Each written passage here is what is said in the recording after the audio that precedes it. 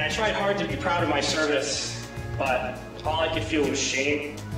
And racism could no longer mask the reality of the occupation. These were people, these were human beings.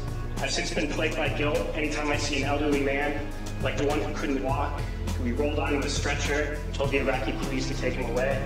I feel guilt anytime I see a mother with her children, like the one who cried hysterically and screaming that we were worse than Saddam as we forced her from her home. I feel guilt anytime I see a young girl, like the one I grabbed by the arm and dragged her to the street.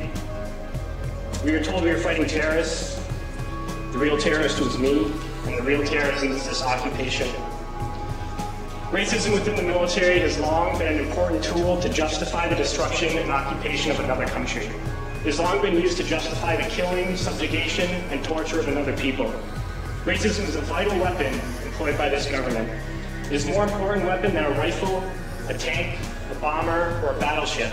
It is more destructive than an artillery shell, or a bunker buster, or a Tomahawk missile.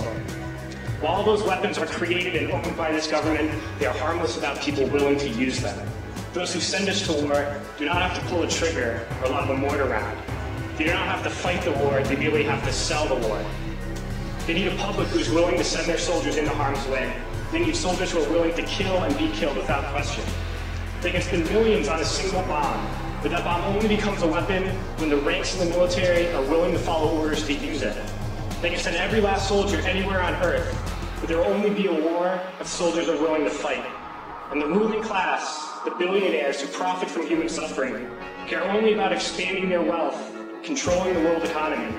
Understand that their power lies only in their ability to convince us that war, oppression, and exploitation is in our interest. They understand that their wealth is dependent on their ability to convince the working class to die to control the market of another country. And convincing us to kill and die is based on their ability to make us think that we are somehow superior. Soldiers, sailors, Marines, airmen have nothing to gain from this occupation. The vast majority of people living in the U.S. have nothing to gain from this occupation. In fact, not only do we have nothing to gain, but we suffer more because of it. We lose limbs, endure trauma, and give our lives. Our families have to watch flag-draped coffins lowered into the earth. Millions in this country without health care, jobs, or access to education must watch this government squander over $450 million a day on this occupation.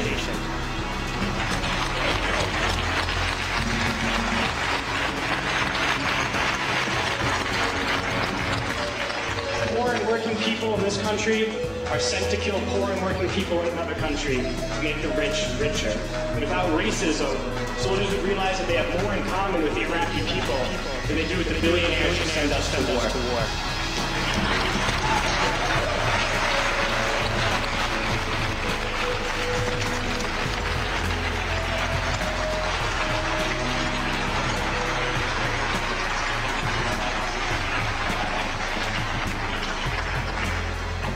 I threw families onto the street in Iraq, only to come home and find families thrown onto the street in this country, in this tragic and unnecessary foreclosure crisis. We need to wake up and realize that our real enemies are not some distant land. They're not people whose names we don't know and cultures we don't understand. The enemy is people we know very well and people we can identify. The enemy is a system that wages war when it's profitable. The enemy is a CEO who lives off of our jobs when it's profitable. It's the insurance companies who deny us health care when it's profitable. It's the banks who take away our homes when it's profitable. Our enemy is not 5,000 miles away. They are right here. When we organize and fight with our sisters and brothers, we can stop this war, we can stop this government, and we can create a better world.